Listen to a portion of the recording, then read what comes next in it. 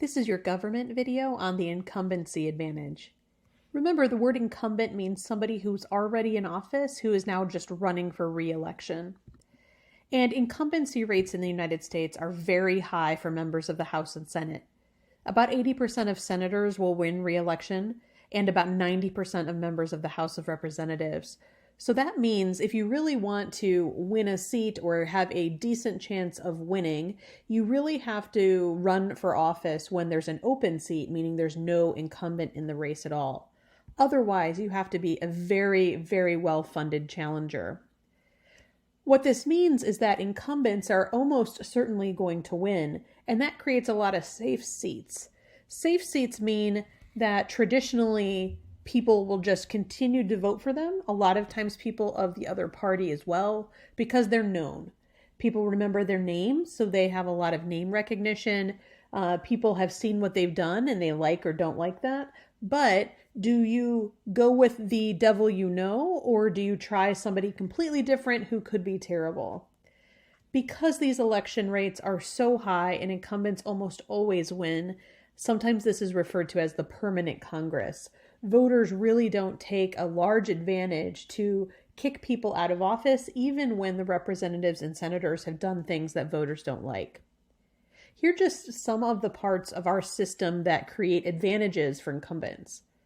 The franking privilege is the right for people who are currently in office to use free use of the postal service. So if you're currently in office, you can send mail directly to your constituents for free.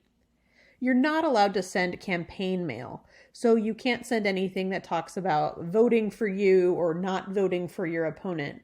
But you can send reminders of all the great things that you did, reminders that you're going to have a town hall to talk about issues going on in the district, and that you wouldn't have to pay for. If you were a challenger, you would have to come up with all of the money to mail out and stamp all of the mail.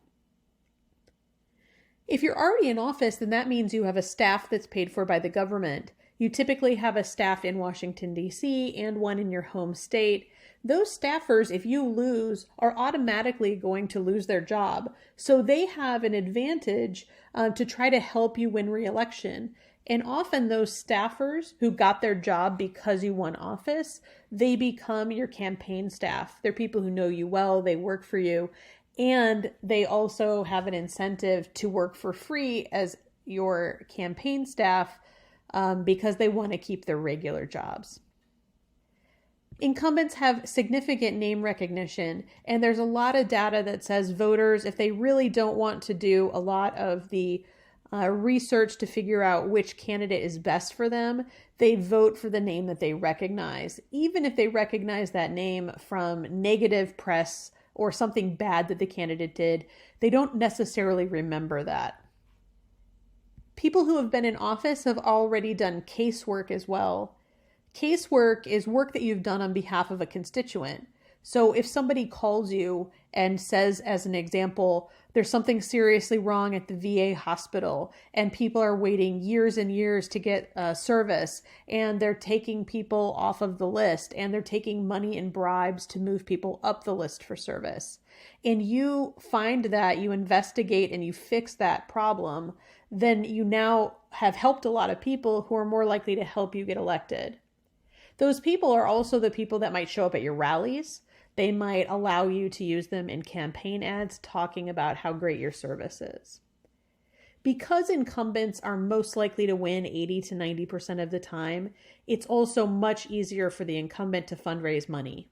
And you need money to run advertisements and to travel around your district meeting voters. You get a ton of PAC, Political Action Committee, and Super Political Action Committee money as well. Partially, PACs want to give to the person that's going to win. A political action committee works on behalf of an interest, some type of lobbying group, and they ultimately want to have a relationship with the person who wins office. So even if they disagree with you politically, at least if you win, they have donated some money to you, and when your issue comes up, they might invite you to the table to have a conversation about it. So a lot of times PACs give to both candidates in the race, but give more money to the incumbent because they're more likely to win, even if they're not of the same political persuasion.